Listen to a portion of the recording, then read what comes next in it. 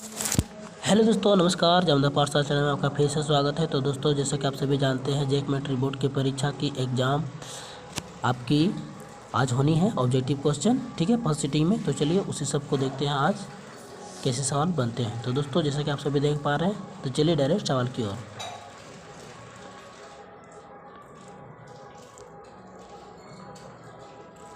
तो दोस्तों, पहला सवाल आपका ये रहा, 140 को अभाज्य गुणनखंडों के गुणनफल के रूप में लिखा जा सकता है। तो इसका आंसर हो जाएगा सी नंबर का, ठीक है दोस्तों। सवाल नंबर 2, एक धनात्मक संख्या 6q + 5 के रूप का है, तो यह संख्या निम्न में से क्या होगा। दोस्तों, अगर 5 की जगह विषम संख्या 1, 3, 5 रहे तो ये विषम संख्या, इसका आंसर हो जाएगा। 2, 4, 6 रहे तो ये सम संख्या हो जाएगा। तो यहाँ विषम संख्या 5 है तो क्या हो जाएगा, विषम संख्या हो जाएगा इसका आंसर। क्वेश्चन 3, 5 + 2√3 किस प्रकार की संख्या है। तो दोस्तों, ये आपका अपरिमेय संख्या है, ठीक है। सवाल नंबर 4, दो धनात्मक पूर्णांक a तथा b दिए रहने पर यदि अद्वितीय पूर्ण संख्या q तथा r विद्यमान है तो निम्न में से कौन सा कथन सत्य होगा, ठीक है। तो दोस्तों, इसका 4 नंबर का ये वाला आंसर होगा, ठीक है। भाज्य = भाजक जोड़ शेषफल। सवाल नंबर 5,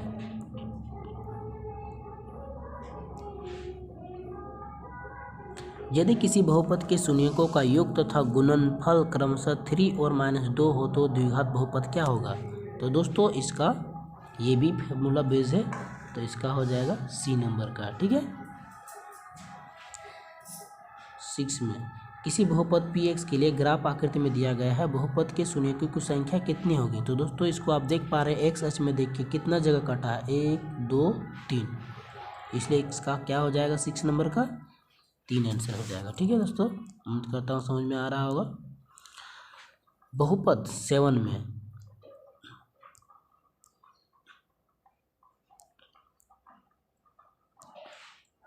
में आपका हो गया दोस्तों, बहुपद 4u² + 8u का शून्यक होगा। तो दोस्तों, इसका डी नंबर इसका आंसर होगा, ठीक है। 8 नंबर आपका आ जाएगा, रैखिक समीकरण युग्म a1x + b1y + c1 = 0 तथा a2x + b2y b2 + c2 = 0 में यदि a/a2 = b/b2 = c/c2 हो तो निम्न से कौन सा कथन होगा, ठीक है दोस्तों। तो इसका जवाब आपका हो जाएगा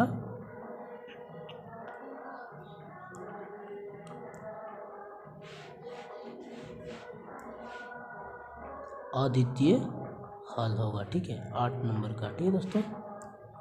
सवाल नंबर 9 में चलते हैं। सवाल नंबर 9 है आपका दोस्तों, समीकरण 6x - 2y + 9 = 0 और 3x - y + 12 = 0 के रूप के द्वारा निरूपित रेखाएं। तो दोस्तों, सवाल नंबर 9 का आपका आंसर हो जाएगा, ये समांतर है, ठीक है दोस्तों। अब देखते हैं सवाल नंबर 10 में, ठीक है। समीकरण युग्म x + y = 6 और x - y = 2 का हल होगा। तो दोस्तों, इसका सॉल्यूशन होगा दोस्तों, ये डी नंबर का इसका आंसर होगा। 11 नंबर आपका है, निम्नलिखित में से कौन सा द्विघात समीकरण है। तो दोस्तों, जैसे ही आप इसको सॉल्व करेंगे, ये सी नंबर में आपका द्विघात, मतलब जिसमें x⁻2 की घात बचती है, बाकी सब में कट जाती है, ठीक है दोस्तों। सवाल नंबर 14, द्विघात समीकरण x² + x - 1 = 0 के मूलों की प्रकृति है। तो दोस्तों, इसका 12 नंबर का आंसर हो जाएगा वास्तविक तथा असमान, ठीक है। अब हम लोग 13 नंबर में सवाल चलते हैं। ax² + bx + c = 0 के दो भिन्न वास्तविक मूल होंगे यदि। तो दोस्तों, ये विविक्तर फॉर्मूला बेस है, तो इसका सूत्र ये वाला होता है, ठीक है दोस्तों। अब सवाल 14 नंबर हम लोग देखते हैं, द्विघात समीकरण x² - x + 3 = 0 का विविक्तर क्या होगा, ठीक है दोस्तों। देखिए, ये आपका फॉर्मूला हो गया 13 नंबर, आइए 14 नंबर आपका सवाल दे दिए, तो इसका आंसर ये वाला हो जाएगा दोस्तों, ठीक है। सवाल नंबर 15, प्रथम पद ए एवं सार अंतर डी वाले अरिथमेटिक प्रोग्रेस का nवां पद निम्न में से कौन होगा। ठीक है दोस्तों, जैसा कि आप सभी जानते हैं दोस्त का इसका फॉर्मूला आपका ये वाला होता है ए एन इक्वल टू ए, इसको हम लोग बोलते हैं प्रथम पद, और क्या हो जाएगा फिर सार अंतर निकालना पड़ता है दोस्तों। ठीक है, और इनटू डी। ठीक है,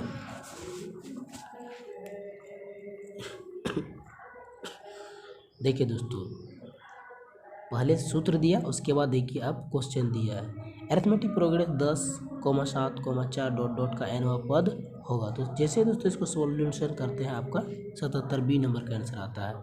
17 नंबर आपका हो अरिथमेटिक प्रोग्रेस 3,8,13,18 डॉट डॉट का कौन सा पद 78 होगा। तो दोस्तों जैसे इसको सोल्व करते हैं ये आपका 16 नंबर का आंसर आता है। ठीक है, अब हम लोग जो देखते हैं 18 नंबर का सवाल, समरूप त्रिभुज की संगत भुजाएं खाली स्थान होती है। तो दोस्तों समरूप त्रिभुज की संगत भुजाएं होती है, क्या होती है दोस्तों, समानुपाती होती है। ठीक है, सवाल नंबर 19, दो समरूप त्रिभुजों की भुजाएं 4:9 के अनुपात में है, इन त्रिभुजों के क्षेत्रफल का अनुपात होगा। दोस्तों जैसे इसको सोल्व करेंगे दोस्तों ये आपका 16:81 होगा दोस्तों। ठीक है, सवाल नंबर 20, त्रिभुज ABC में AB equal to 6√3 centimetre, AC equal to 12 centimetre और BC इक्वल टू 6 सेंटीमीटर हो तो कौन B है। तो दोस्तों आपका बी नंबर का सवाल, आपका 20 नंबर का सवाल दोस्तों आपका हो जाएगा, आपका ये 90 डिग्री होता है। ठीक है, अब देखते हैं 21 में, मूल बिंदु से बिंदु P 3,4 की दूरी है। तो दोस्तों इसको जैसे हम सोल्व करते हैं ये 5 मात्रक इसका होगा, जैसे आप निकालेंगे। तो 22 नंबर का दोस्तों आप चलते हैं, बिंदुओं 2,5 तथा 4,7 को मिलाने वाले रेखाखंड का मध्य बिंदु क्या होगा। तो दोस्तों जैसे इसको हम लोग सोल्व करेंगे तो इसका आंसर आ जाएगा सी नंबर का 3,6। अब हम लोग चलते हैं सवाल नंबर 23,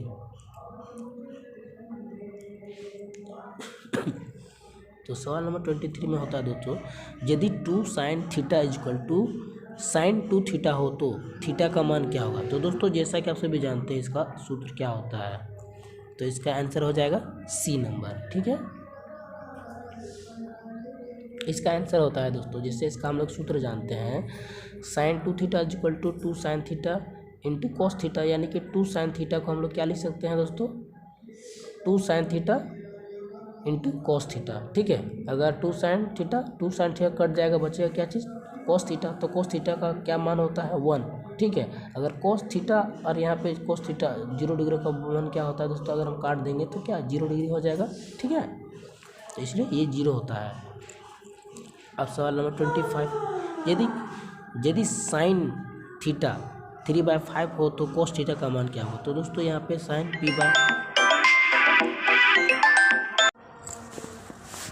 तो क्या हो जाएगा दोस्तों इसका, देखिए sin A इक्वल टू 3/5 हो तो cos थीटा का मान क्या होगा दोस्तों, यहाँ पे sin थीटा का क्या होता है p/h, यानी b निकालना है। तो अगर हम लोग कैलकुलेशन करेंगे ये b का मान 4 निकलेगा। ठीक है, तो cos थीटा बराबर क्या होता है b/h होता है। ठीक है, सवाल नंबर 26 दोस्तों, सवाल नंबर 26 क्या कहता है, एक धरती पर एक मीनार ऊर्ध्वाधर खड़ी है, धरती के एक बिंदु जो मीनार के पाद बिंदु से 15 मीटर दूर है, मीनार के शिखर का उन्नयन कोण 60 डिग्री है, तो मीनार की ऊंचाई क्या होगी दोस्तों। तो दोस्तों जैसे कि आप सभी जानते हैं इसका आंसर आपका हो जाएगा 15√3। ठीक है, अब हम लोग 27 पे चलते हैं।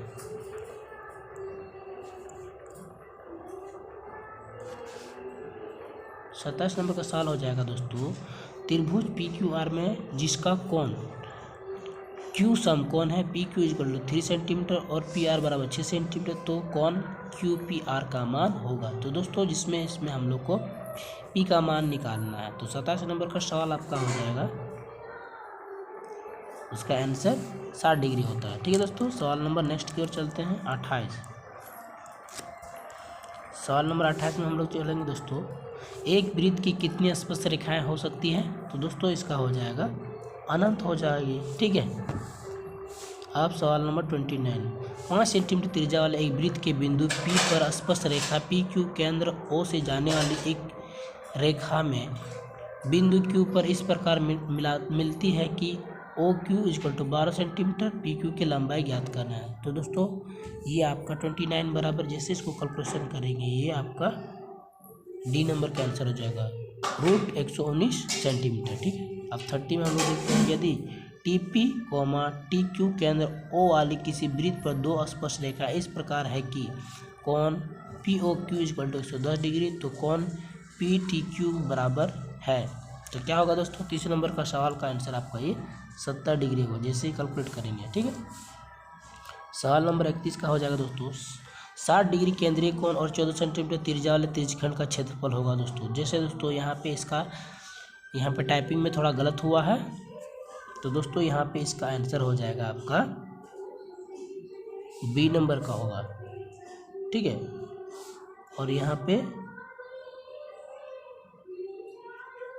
1540/3 सेंटीमीटर वर्ग सेंटीमीटर होगा दोस्तों। ठीक है।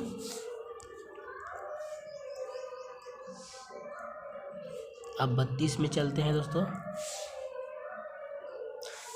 त्रिज्या R वाले वृत्त के उस त्रिज्यखंड का क्षेत्रफल जिसका कोण P डिग्री है, तो निम्नलिखित में क्या होगा? ठीक है दोस्तों। जैसे है, अगर इसका हम लोग सॉल्व करते हैं 32 नंबर में, तो आपका ये हो जाएगा 2πr² थीटा बाय 160 डिग्री। तो दोस्तों इसमें कौन वाला होगा? तो दोस्तों इसका आंसर हो जाएगा आपका बी नंबर का, है ना, πr² थीटा बाय 180 डिग्री। अब 33 का आंसर हो जाएगा आपका दोस्तों, दो वृत्तों की त्रिज्याएं क्रमशः 19 सेंटीमीटर और 9 सेंटीमीटर है। उस वृत्त की त्रिज्या क्या होगी जिसकी परिधि इन दोनों वृत्तों के परिधियों के योग के बराबर है? तो दोस्तों ये 33 का सवाल का जवाब आपका हो जाएगा ये 28 सेंटीमीटर होगा, वृत्त की परिधियों के योग के बराबर, है ना। तो इसका R बराबर क्या हो जाएगा?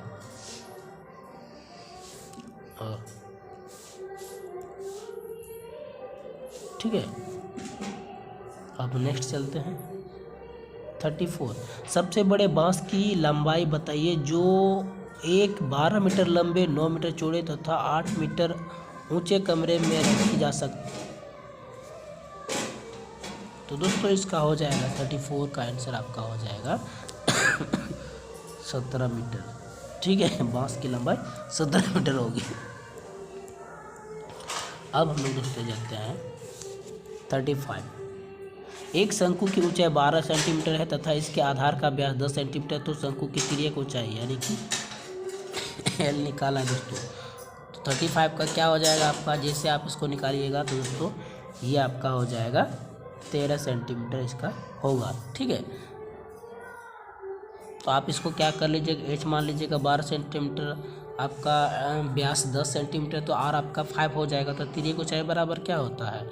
√h² + r²। इसका सॉल्यूशन निकालेंगे तो 13 सेंटीमीटर हो जाएगा ना। अब 36 में क्या हो जाएगा? मॉडल बनाने वाले मिट्टी से ऊंचाई 24 मीटर और आधार की त्रिज्या 6 सेंटीमीटर वाला एक शंकु बनाया गया है। एक बच्चे ने इसे गोले के आकार में बदल दिया, तो गोले की त्रिज्या क्या होगी? ठीक है दोस्तों। तो 36 का आपका हो जाएगा आपका 6 सेंटीमीटर हो जाएगा, जैसे इसको कैलकुलेट करते हैं। अब हम लोग 37 पे चलते हैं दोस्तों।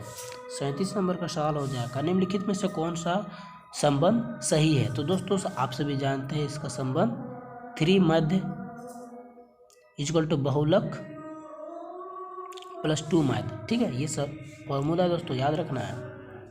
अब 38 में देखते हैं, वर्ग अंतराल एवं संचयी बारंबारता के बीच खींचे गए आलेख को क्या कहते हैं? तो दोस्तों मध्य भी होगा नहीं होगा, बहुलक भी नहीं होगा, मध्य भी नहीं होगा, त्वरण। देखिए दोस्तों अगर यहाँ त्वरण है तो त्वरण इसको आप सेलेक्ट करेंगे। अगर यहाँ पे लिखा हुआ है आयत चित्र,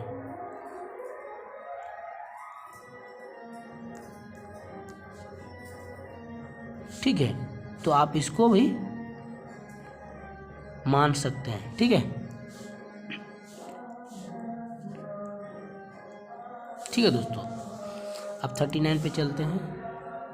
निम्नलिखित में से कौन सी संख्या किसी घटना की प्रायिकता नहीं हो सकती। तो दोस्तों जैसे आप इसको काटेंगे मतलब क्या नहीं होना चाहिए, पॉइंट मतलब 1 से कम ही होना चाहिए। अगर इसको हम लोग करते हैं 2 से 3 को डिवाइड करते हैं 0.6 आता है, मतलब ये प्रायिकता नहीं हो सकती बोल रहा है। प्रायिकता होना और नहीं होना यहाँ पे बोल रहा है, नहीं होना बोल रहा है। ठीक है दोस्तों, नहीं होना बोल रहा है, तो ये ए नंबर का भी नहीं होगा। अब बी नंबर का देखिए, चलिए क्या करते हैं, बी नंबर को अगर इसको 10 से डिवाइड करते हैं तो ये क्या हो जाता है 1.5 आ जाता है। ठीक है दोस्तों, तो ये भी नहीं होगा, नहीं ये वाला हो जाएगा, 1 से ज़्यादा है। ठीक है दोस्तों, तो इसका बी नंबर हो जाएगा। अब हम लोग लास्ट सवाल की ओर चलते हैं। यदि P E is equal to 0.05 है तो ई नहीं की प्रायिकता होगी। तो दोस्तों अगर हम लोग ये 1 होता है, अगर 1 में अगर हम इसको घटा देंगे 0.05 को तो क्या हो जाएगा हमारा आंसर, सी हो जाएगा। ठीक है, तो दोस्तों उम्मीद करता हूँ आप सभी को समझ में आ गया होगा। तो बस आज के लिए इतना ही, बाकी सब कल।